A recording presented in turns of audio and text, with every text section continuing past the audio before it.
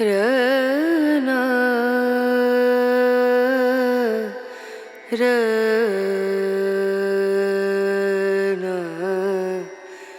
रनु। নমস্কার বন্ধুরা, নতুন আরও একটি ব্লগে আপনাদের অনেক অনেক স্বাগত জানাচ্ছি। তো যেখান থেকে আমি আগের ব্লগটা শেষ করেছিলাম সেখান থেকেই ব্লগটা শুরু করলাম। সকাল থেকে তো দেখেছেন পুজোর জোগাড় চলছে। তো এই যে দেখুন বামন দাদু শেষ পর্যায়ের যে জোগাড়গুলো করতে হবে সেগুলো করে নিচ্ছে। ওই কলা গাছের ওই যে ভেলা মতো হয় না, সেটাকে কেটে এনেছিলাম আর সেটাতেই এখন স্বস্তিক চিহ্ন আঁকছে। তো বন্ধুরা, আজকের ব্লগটা কিন্তু খুবই ইন্টারেস্টিং হতে চলেছে। আর অনেক আত্মীয় স্বজন আসবে, তো সবার সাথে আপনাদের পরিচয় করিয়ে দেব। আপনারা কিন্তু পুরো ব্লগটা দেখতে থাকবেন। আশা করছি আপনাদের আজকের ব্লগটা খুবই ভালো লাগবে। আর নতুন বন্ধু যারা আমার চ্যানেলে এসেছেন তারা অবশ্যই করে কিন্তু চ্যানেলটিকে সাবস্ক্রাইব করে নেবেন। তো যাই হোক, এদিকে বামন দাদুও কাজ মোটামুটি কমপ্লিট করেছে, আর বামন দাদুর ছেলে এদিকে যেটুকু বাকি আছে সেটুকু করছিল। আর এই যে বরণ করার দায়িত্বটা আমি মায়ের কাঁধের উপর চাপিয়ে দিয়েছি।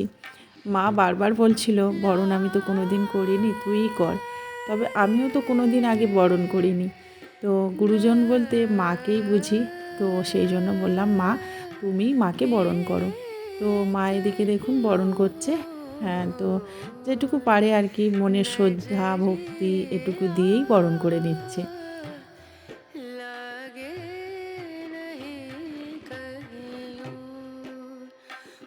আজকের খুবই কাজের মধ্যে দিয়ে গেছি, সেই জন্য বন্ধুরা আমি কিন্তু এই ভিডিওগুলো মাঝে মধ্যেই ক্যাপচার করেছি, আবার মাঝে মধ্যেই আমাদের বোনদের হাতে বা অন্য কারোর হাতে আর কি দিয়ে চলে গেছিলাম ফোনটাকে। তো তারাই কিছু কিছু ভিডিও ক্যাপচার করে রেখেছে। তো জানি একটু কাঁপবে বা একটু অন্যরকম হবে, আপনারা কিন্তু একটু মানিয়ে গুছিয়ে দেখে নেবেন।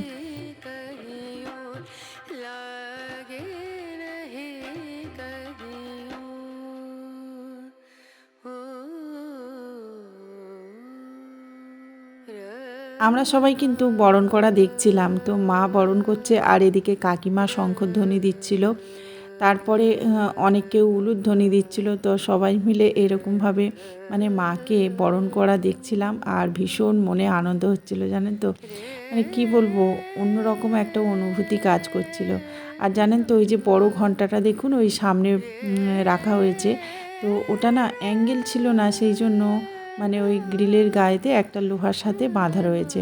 তো তেমন মতো মানে ভালোভাবে বাজানো যাচ্ছিল না।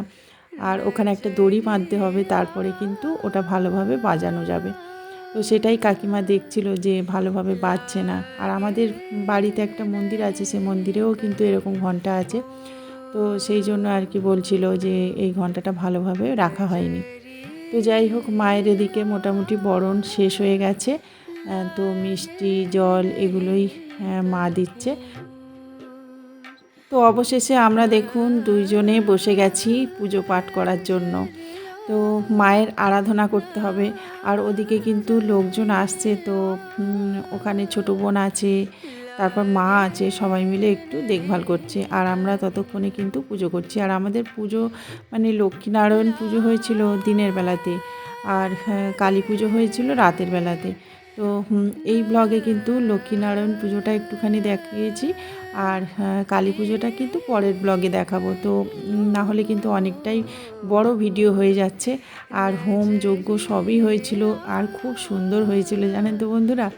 মানে নিজে থেকেই বলছি এত ভালো লাগছে কি বলবো। তো সেগুলো কিন্তু পরের ব্লগেতে আমি দেব। তো এখন দেখুন ওই যে পুজো পাঠে বসেছি, আর অনেকটা দেরিও হয়ে গেছিলো সমস্ত কিছু জোগাড় করতে করতে। আর তারপর দেখুন এখন ওই দুই লোকে আর কি বসলাম। আর কালী পুজো তারপর লক্ষ্মী পুজো দুটোই একসাথে, বুঝতেই পারছেন অনেকটা চাপের মধ্যে দিয়ে। আর তারই মধ্যে কিন্তু দুপুরে আবার খাওয়া দাওয়ার আয়োজন করেছি।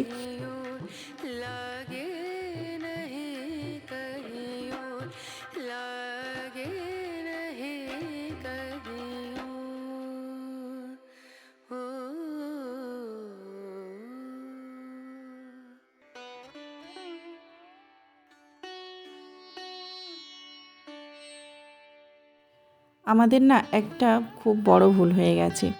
আজকের দিনে একটু মাইকের ব্যবস্থা করলে ভালোই হতো। কিন্তু আমরা ভেবেছিলাম যে এই পুজোর মন্ত্রগুলো মাইক হলে শোনা যাবে না, তবে এই মন্ত্রগুলো যদি আমি মাইকের মাধ্যমে দিতাম তাহলে কিন্তু আরও ভালো হতো।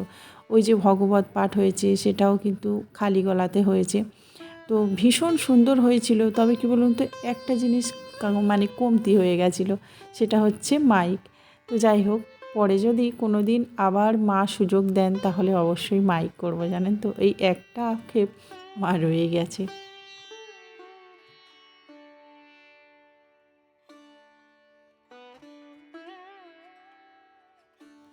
পুজো করতে না ভীষণ ভালো লাগে আমার, তবে আজকের পুজোটা একদম অন্যরকম ছিল।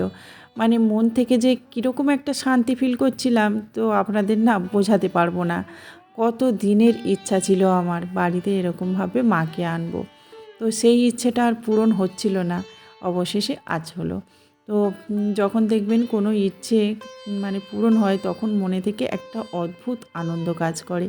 তো আজকে সেই রকমটাই হচ্ছিল, আর বারে বারে না চোখ দিয়ে জল চলে আসছিল, মানে এটা হচ্ছে আনন্দ অশ্রু, যেটা কান্না হয়ে পড়ছিল। দুপুর গড়িয়ে গেল, আর দেখুন আমার বোনের এতক্ষণে আসার সময় হয়েছে। আসলে ওর বাড়িতে তো অসুস্থ শাশুড়ি আছে, সেই জন্য একটু দেরিতেই এসছে। আর চলুন আজকের কি মেনুতে হয়েছে সেটা আপনাদেরকে দেখাই। এই যে দেখুন, একদম লাল লাল করে আলুর দম হয়েছে, আর হয়েছে ফ্রাইড রাইস, আর ওই পনির দিয়ে, ফুলকপি দিয়ে, আর তার সাথে একটু বিনস দিয়ে একটা তরকারি হয়েছিল, যেটা যেটা খেতে একদম অসাধারণ হয়েছিল। আর হয়েছে চাটনি। তো এই যে দেখুন, একটু খুলে খুলে দেখাচ্ছি আপনাদের সাথে কি কি মানে রেসিপি ছিল। তো এটা হচ্ছে চাটনি, আর ওই যে দুটো বড় ডেকচিতে আছে ওই ফ্রাইড রাইস, আর এই যে একটা দেখুন কেটলির মতো দেখছেন, এখানে রয়েছে ওই ফুলকপি পনিরের তরকারিটা। তো সব খাবারগুলো কিন্তু দারুণ হয়েছিল। আর পাঁপড় ভাজা ছিল, ওই যে একটা ওই টিনের কৌটো দেখতে পাচ্ছেন, ওখানে পাঁপড় ভাজা ছিল, আর মিষ্টি ছিল, রসগোল্লা। তো এটাই হয়েছে মেনুতে। তো মোটামুটি সবাই খেয়ে ভালো বলেছিল, আর ভালো বললে জানেন তো ভীষণ ভালো লাগে। পাশাপাশি কয়েকটা অনুষ্ঠানে এই হোম ডেলিভারি অর্ডার করেছিল, ভীষণ সুন্দর রান্নাবান্না করে। তো আমিও ভাবলাম মাথাতে অত ঝক্কি ঝামেলা নিতে হবে না, হোম ডেলিভারিতে অর্ডার করে দিই। তো সুন্দরভাবে ওরা গুছিয়ে দিয়ে যায়, আবার ওই দেওয়া থাওয়াও করে। তো এদিক দিয়ে কিন্তু অনেকটাই হালকা হয়ে যায়। তো সেই জন্য এটাকেই অর্ডার করলাম। ওরা নিজেদের বাড়িতে রান্না করে আর তারপরে এই যে নিয়ে চলে এসছে। তো সকাল থেকে তো ভগবত পাঠ চলছিল, কিন্তু এখন আমার কাকা গাইছে হরিনাম। পুজো বাড়িতে হরিনাম না গাইলে হয় বলুন?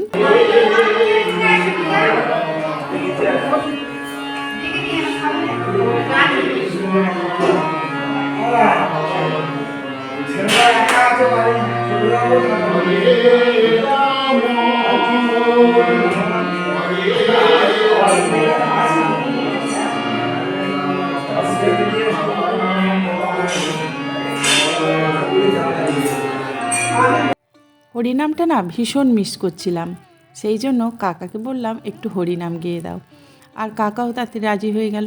কাকা তো হরিনামই গায়, জানেন তো। তো যাই হোক, এদিকে সমস্ত আত্মীয় স্বজনরা আসছে, ওটা আমার বড় মামিমা। আত্মীয় স্বজন সবাই মোটামুটি আসছে, তো আমরা ওদিকে আছি। আর এদিকে কিন্তু পুজো পাঠ বন্ধ হয়নি, এদিকে বামন দাদু পুজো করে যাচ্ছে।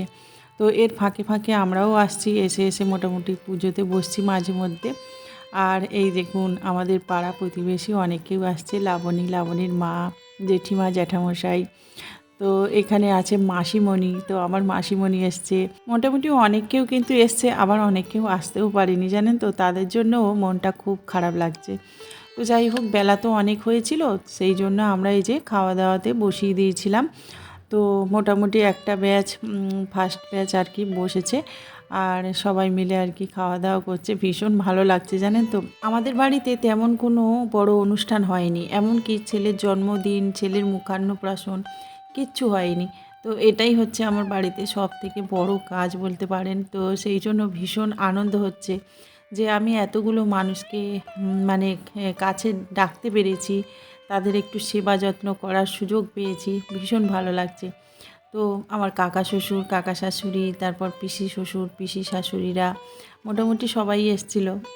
তো আরও অনেক কেউ আসেনি যাদের বলেছিলাম আর কি, তো একদম আত্মার আত্মীয় বললেই চলে, তারা আসতে পারেনি, তো তাদের জন্যও কিন্তু মনটা খারাপ হচ্ছে।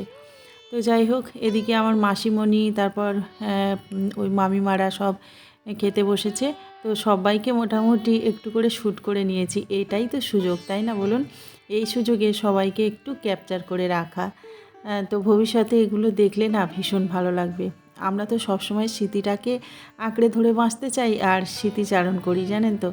তো সেই জন্য সবাইকে একটু ক্যাপচার করেছি। আর এখানে আমার বোনরা সব বসে বসে গল্প করছে। আর বাচ্চাদের খাওয়ানো তো জানেন খুবই কষ্টকর, তো ওরা তো আর ওখানে গিয়ে বসে বসে খাবে না, ওদেরকে অনেক ভুলিয়ে ভালিয়ে তারপর খাওয়া করাতে হয়। তো সেই জন্য দেখুন এখানে বসে ওদেরকে খাইয়ে দিচ্ছে। তো ওখানে আছে ওই মামার ছেলের ছেলে, মানে মামার নাতি আর আমার বোনের ছেলে। তো যাই হোক, এদিকে খাওয়া দাওয়ার পর্বগুলো চলছে, আমিও একটু একটু করে সবাইকে শ্যুট করতে থাকছি। তবে কি বলুন তো, পুজো বাড়ি তো, তো বিয়ে বাড়ি হলে কি বলুন তো, একসাথে সবাই এসে খাওয়া দাওয়া করে চলে যায়। কিন্তু যেহেতু এটা পুজো বাড়ি, সেই জন্য এক এক করে লোকজন আসে, আর সারা দিন ধরেই আর কি লোকজন আসে, মানে সকাল টাইম থেকে সন্ধে পর্যন্ত আমাদের এদিকে পুজো বাড়ি হলে সবাই মানে যাওয়া আসা করে। সেই জন্য সবাইকে আর ঠিকমতো ক্যাপচার করতেই পারিনি। তো যেটুকু পেরেছি, যখন আর কি সময় ছিল বা যখন হাতে কাজ একটু কম ছিল, তখনই কিন্তু একটু করে ক্যাপচার করেছি। আর সবথেকে সেরা মোমেন্ট ছিল এটাই, জানেন তো, সবাই মিলে দেখুন পদ্ম ফোটানো হচ্ছে। 108টা পদ্ম লাগবে, তো সেই পদ্মগুলোকে মানে সবাই মিলে একসাথে বসে বসে ফোটাচ্ছি। কত যে আনন্দ করেছি এখানে, কত মজা হয়েছে কি বলবো বন্ধুরা।